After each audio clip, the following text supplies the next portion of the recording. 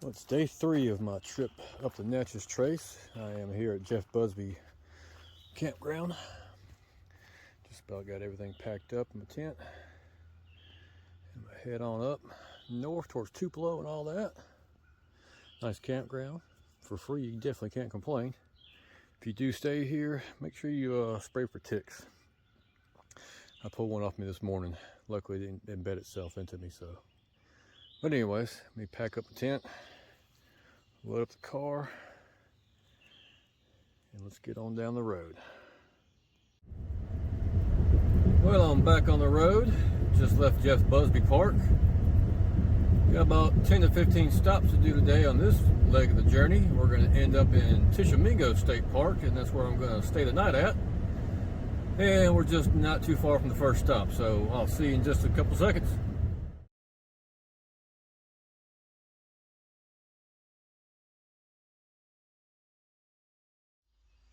So we're here at another section of the old Natchez Trace. It's not a very long section to walk. They just got a little bit cleared out here. Now this is one of the first parts of the trace that you can walk on. The original trace that's not sunken from coming from the south up towards the north. Now we're further away from the Mississippi River, so the soil is not as sandy. It's more compact, and as you can tell here, it's very flat, whereas previous sections down south that we looked at in previous videos had the hills on either side of you. Now there is a little bit of a hill over there, very small, maybe 4 foot, if even that, and there's a section over there that's a hill. You can kind of see the ridge line right there. That's probably done for when they were building the Trace Parkway highway, where they just excavated that sort of thing. So I'm going to walk down here to the end. If there's anything interesting, I'll get back with you. Now walking through here, kind of notice the forest is fairly dense on either side of the trail here. And that hill right there is actually the Trace Parkway itself. That's the roadway. Anyways, like I've talked about previously before, those 2 guys that led those team of bandits that would rob and kill and murder people out here for their goods on the way back up north. I could see how they did it. It's very thick out here, and I mean, you could have a couple people hiding behind, like trees like that, big size trees. There's lots of pine trees and oak trees out here that are fairly substantial size. And you could easily ambush somebody out here. And they said once the people started realizing what was going on, they would team up. And there'd be groups of people that would head back north instead of just single people. So they were not as outnumbered, and they could kind of fight back a little bit. But yeah, nothing too fantastic out here, but it's just interesting. This is one of the first flat spots of the Natchez Trace Trail that you can walk on.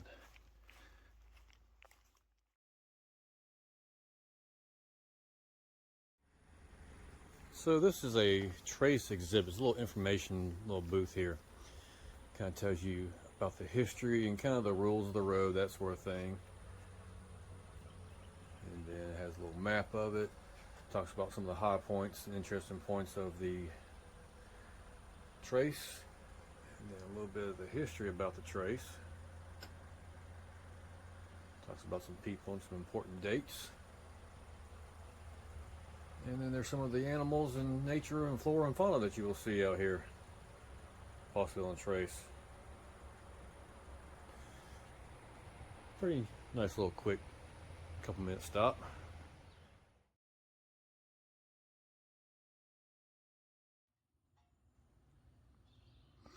We're here at Line Creek. Now, Line Creek was the borderline between the Chickasaw and the Choctaw Indians until they moved out of the area in the 1830s.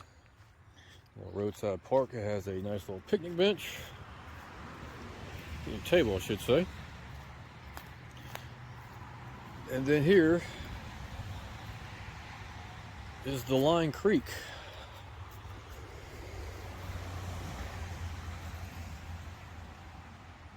Nothing too spectacular, but the historical significance is pretty interesting. As that side was Choctaw, I believe, on the north, and this side was Chickasaw to the south. Now I may have this backwards, but I think that's right.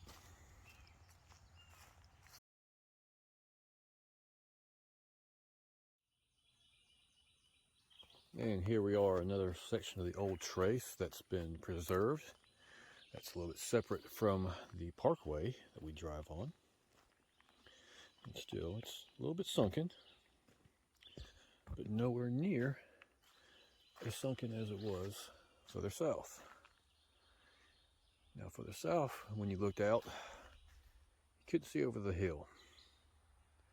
It was that sunken. Now, it might be 3 or 4 feet.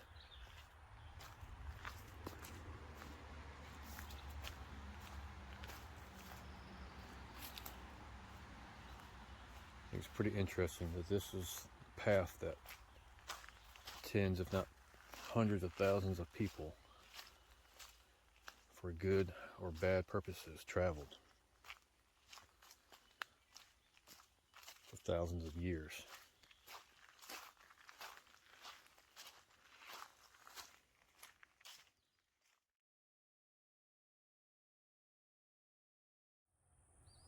These are the Bynum Indian Mounds. There's 2, but originally somewhere there were 6. Now, I'm not sure where the other 4 are, or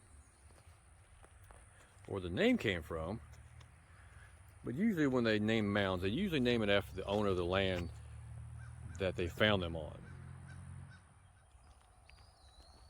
And off to the right hand side of the parking lot is a little information stand and a walkway that leads you up to the mounds. Get a little bit better view of them. Now these aren't very big mounds, but we're going to go take a look at them, see how tall they are up close. Now inside the little information stand has some of the information about the ways of life of the Indians that settled this area. Some artifacts that they had found when they excavated it. And it shows you where we are right there. A little picture here, kind of the daily lives of the Indians.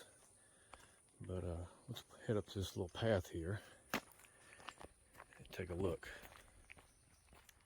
Now these mounds were built around 100 BC and 100 AD and appeared known as the Middle Woodland in the Mississippi Valley history. The southernmost mound, that one there, did contain human remains of a skeleton of a woman, as well as cremated remains of 2 adults and a child.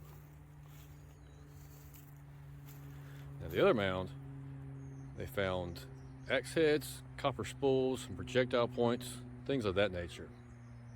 It's pretty interesting that back in the day, they knew about copper and ways to use it, form it, make it the tools that they needed. And these mounds look to be about 10 to 12 foot tall at the most. Looks like this one over here on the north side is a little bit taller, maybe a foot or 2 taller. It could be just perspective. But yeah, if you so were inclined to, you could climb to the top of them. But I've always been told you don't mess with Indian burial mounds, it's just bad juju.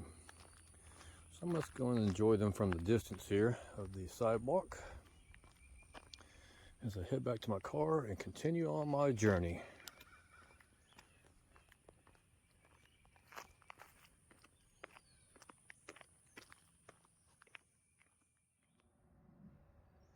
This is the witch dance area.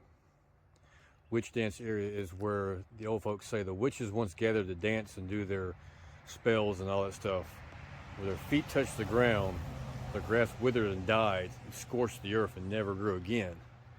Now this is also the area along the trace where Samuel Mason and his crew of bandits stayed at to rob, kill, and murder travelers of the trace. From my understanding, he stood on one of these scorched earth spots and basically denounced it, that sort of thing. It's fake, it's fraud, something like that. And I may be wrong with this, but my understanding He was either captured or killed not too much long after he was here. Now there's a nice horse trail back over that way. There's a hiking trail that's like 15 miles long that all kind of intertwines and loops around back in here. I'm not going to do no 15-mile hiking today. Not on the schedule. There's a nice, very nice shaded picnic area over here if you want to grab you a sandwich or use the grill there, whatever. And back down that way is another big looped area with picnic tables. And this is also a bicycle camping spot. So if you're riding the trace on your bike, you can come out here and, you know, throw your tent up on the side of the road or back down there in the picnic area, that sort of thing. There's also restrooms and an informative sign. As you can tell there's the trace right there. So you don't actually have to pull in here, but you can stop here along the highway. Now, I didn't see any scorched earth patches out here. I don't doubt that there is, but I didn't see any. Now, legend has it the Chickasaw and Choctaw Indians, they actually avoided the areas of the scorched earth. And Andrew Jackson, in his travels, even noted in his diaries the scorched earth patches. Where they are today, I'm not exactly sure. I'd like to see them, but for now, I'm just going to move on.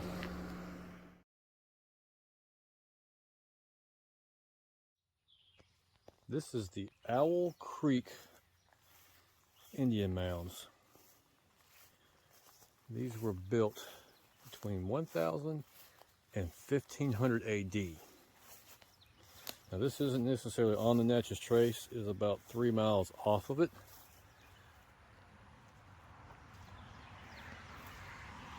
It has a little information placard out here. Kind of shows you what the structures would look like. And at one point, there was actually 5 mounds. Now in 1991 and 92, Mississippi State University did some excavations out here. And that's when they found structural parts and things of that nature. Now, it's not very kept up at all. There's an old walking path that's overgrown, and it's a crying shame that it's not kept up. But you can still enjoy it. Now, these are structural mounds, so I don't mind looking at or climbing on a structural mound. This is mound 1 here.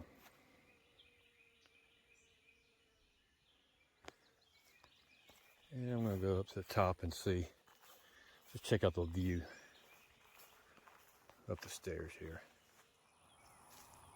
So about 20 steps up, I'm on top of the mound.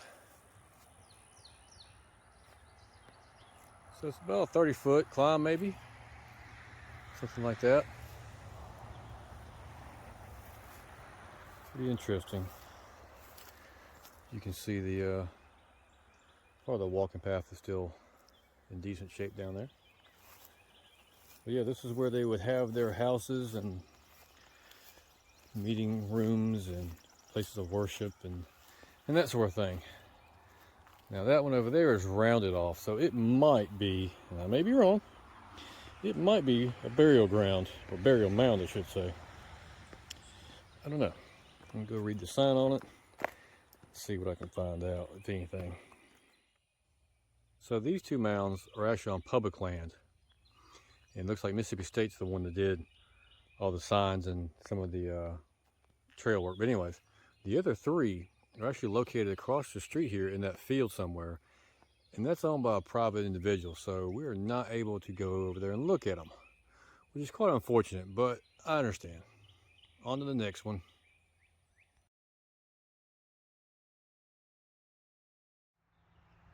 So this is Tockshish.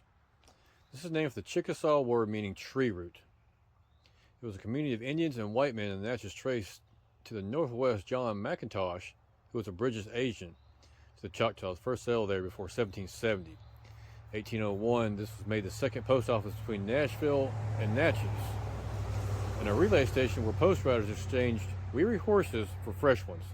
The post office is gone, and only the name recalls the time when hoofbeats marked the arrival of mail bags that had left Nashville 5 days earlier and due in Natchez 7 days earlier. So this is one of the post office areas. Nothing else much out here except for a fairly new picnic table right over here. And I think that's where I'm gonna have my lunch at today, on this new picnic table. Pretty busy out here in the Trace today, lots of traffic. It is Saturday around lunchtime and I'm kind of close to Tupelo, so a lot of traffic.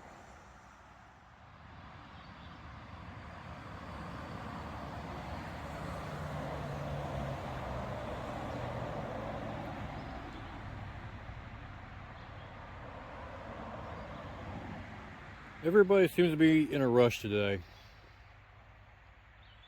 I don't know what it is. I'm in no hurry.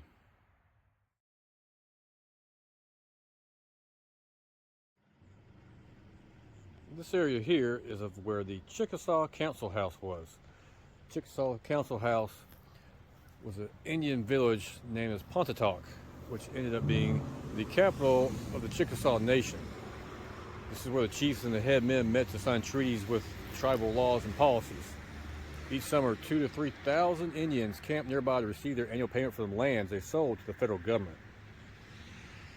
After the Treaty of 1832, the last land was surrendered and the council house disappeared.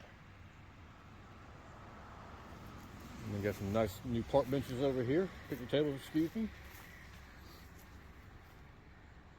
Nice shaded areas. You need to come out here and get your picnic. Now, within the city limits of Tupelo, Mississippi, is the Chickasaw village site. Now, the Americans weren't the first to try to wipe out the Indians. It was the French. The French were at it when this was the Louisiana Territory, long before America was even founded.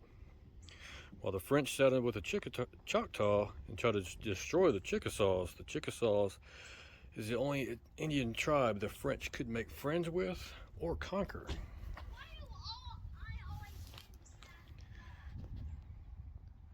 And that kid's happy to get out of the car. So this is where there was houses and things of that nature.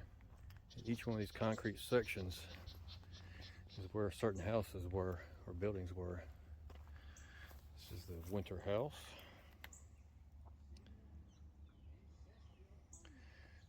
And then over here, this other area, is some more houses or buildings.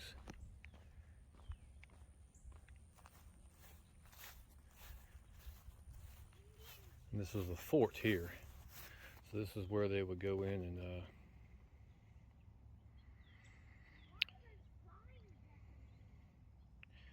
fight against the British and all that stuff. Let's go around here to the back side and see what's over that way. And this was a summer house. And it's probably about, I don't know, 20 by 10. Maybe that's what the block is here, maybe bigger than that. But anyways.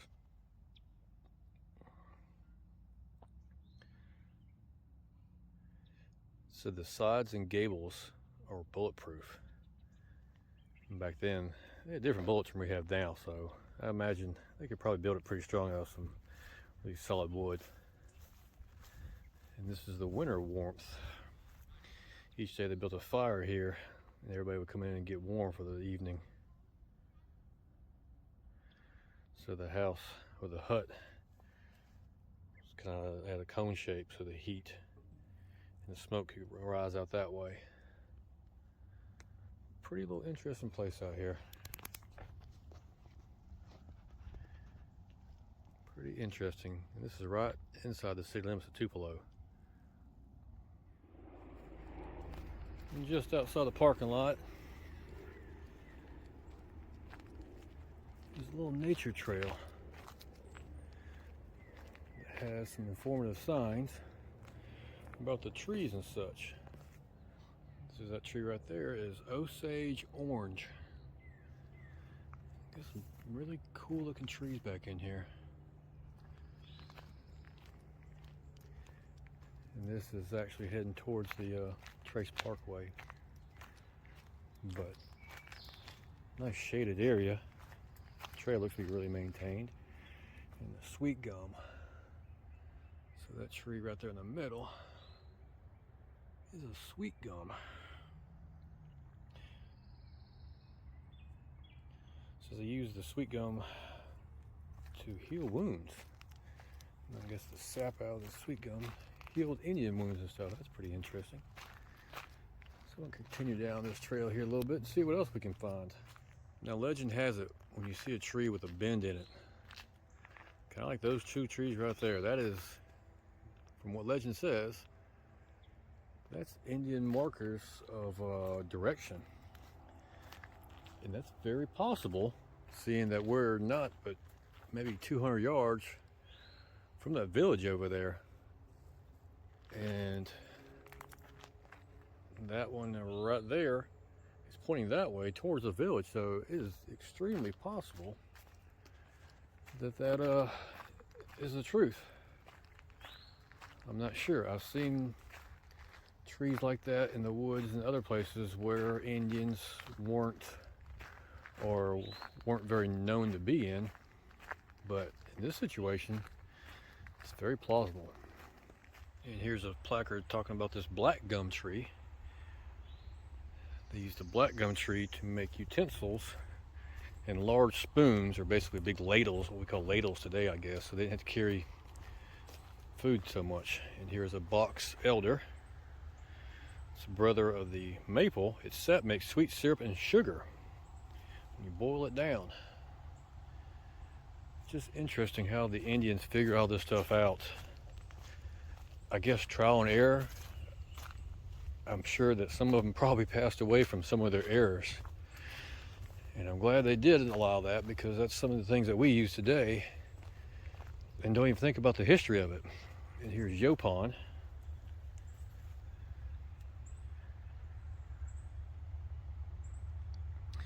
And this is, they would make a black drink with the leaves and berries. I don't know about drinking that, but they did it. It seemed to be okay. Look at these leaves, little sprouts on the ground here. It's where this tree is. It dropped its fruit or whatever. And yep, here's a winged elm. And a train in the background, sorry about that. And this is a black walnut tree. So they use the shells or the husks of the walnuts and make black dyes out of to dye their hair, and also dye their baskets and some of their clothing. That was a good way to stretch my legs out here. If you go for the information booth and go straight back, there's where the trail starts and loops back around, comes out right through there. Say it's about a little bit over a quarter mile. Take you about 5 or 10 minutes at the most. Pretty informative stuff here.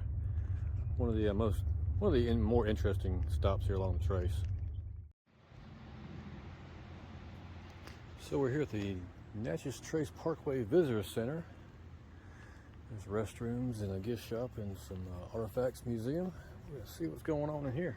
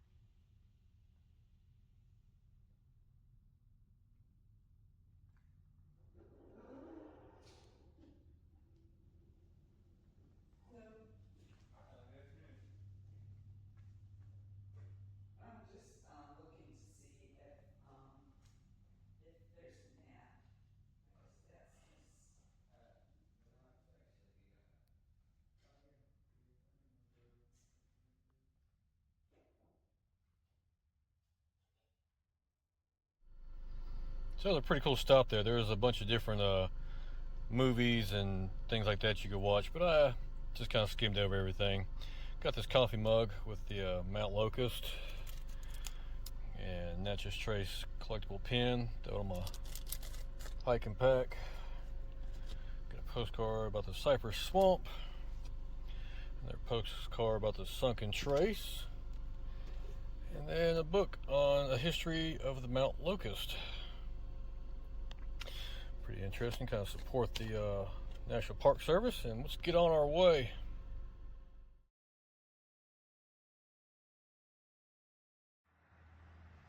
And now we're at a section of the Old Trace. So much of the Old Trace had been abandoned by the start of the Civil War. However, the war did leave its mark on the trace, as it did upon the rest of the South, as soldiers marched, camped, and fought along the portions of this historic road. Now, a little ways down this trail, something pretty interesting. I'm going to show it to you in just a second here.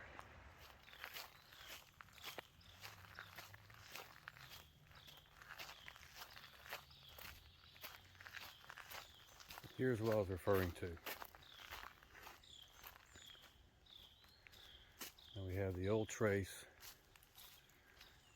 down there to your left. Here off to the right. It's 13 gravestones of unknown Confederate soldiers.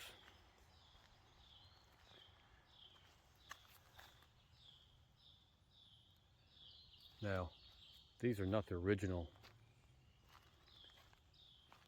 tombstones, as they were stolen, destroyed, something of that nature. In 1940, the state of Mississippi realized they were gone and placed new ones out. Well, those got stolen too. So after that, the National Park Service came around and put some more out to replace the ones that were stolen. So I guess people are done stealing them. Just pretty interesting.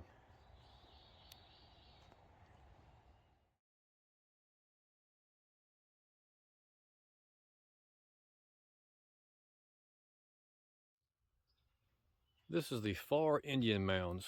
It is the largest and most important archaeological site in northern Mississippi. This whole area is about 90 acres.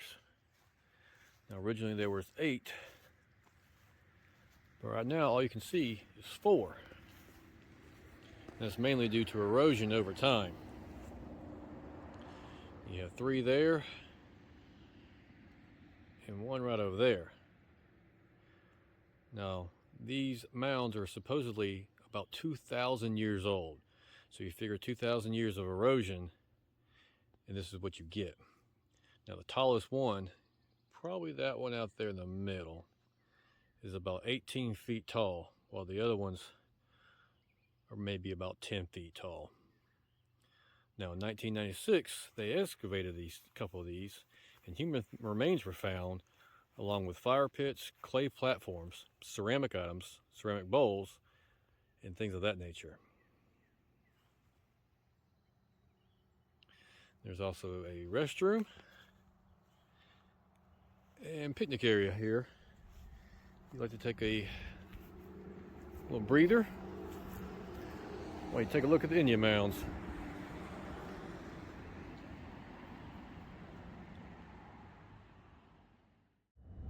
Now, a couple of things I've noticed once you get out away from Tupelo is, one, the traffic gets a whole lot lesser, which is fine by me. But the roads get a little bit hilly and a little bit more turns in here. From my understanding, this is kind of the base of the Appalachian Mountains. So it's kind of a different change of pace from the flat and straight sections from the south. But one problem is, when you get these impatient drivers that get behind you, they don't have much room to pass, because you see there's double yellow lines in these turns, and they can get a little testy, but don't let them get to you. Just do your own thing. Enjoy your trip. Don't get in a hurry.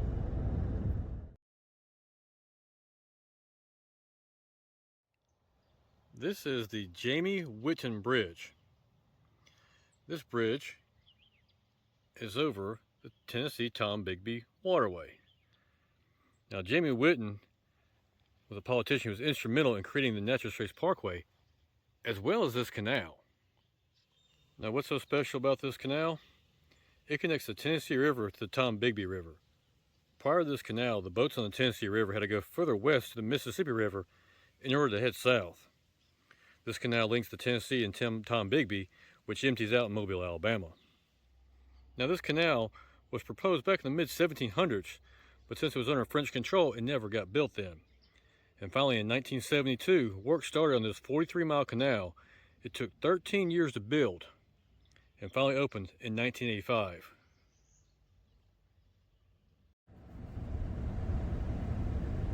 Well, I'm just about to my destination of Tishomingo State Park. This is the final stop of my journey here today. Now, the trace is closed for about 20 miles after Tishomingo State Park, and they're going to expect to be open mid-July, I think it is. So this fall, once it opens back up, I'm gonna come up here to Tishomingo State Park again, stay the night, and continue the trace up to Nashville, and then continue back home from there. Now, like the saying goes, sometimes it's not about the destination, it's the journey getting there. And this has been a pretty fun trip, minus the rain. And today it looks like I'm going to skip out the rain, which is quite nice. So I'm going to head here and get to Tishomingo State Park here in about 4 or 5 minutes. I'm going to camp out, see some of the things at the state park. And I might do a video on my camping here, and I might do a video on the state park itself. There's lots of interesting things here at the park. I've actually been wanting to go here for a while, but it's about 6 hours from the house, so it kind of hindered me from that. So now, tomorrow morning when I get up, if I have some free time, I'll look around the park for a little bit, and then I'm going to head back home. It's about 5.5 to 6 hour trip at least, so we'll see what happens.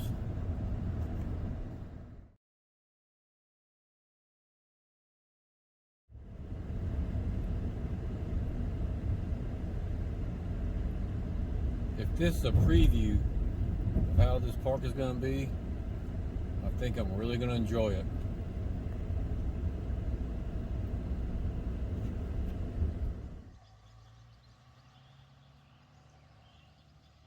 Well, I got my tent set up. Got a room with a view tonight. Didn't have 2 trees, but I made it work.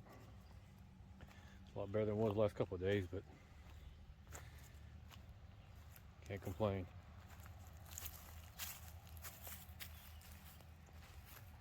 I'll finish setting up camp here, get something to eat, that sort of thing. I appreciate y'all watching. We'll see you next time.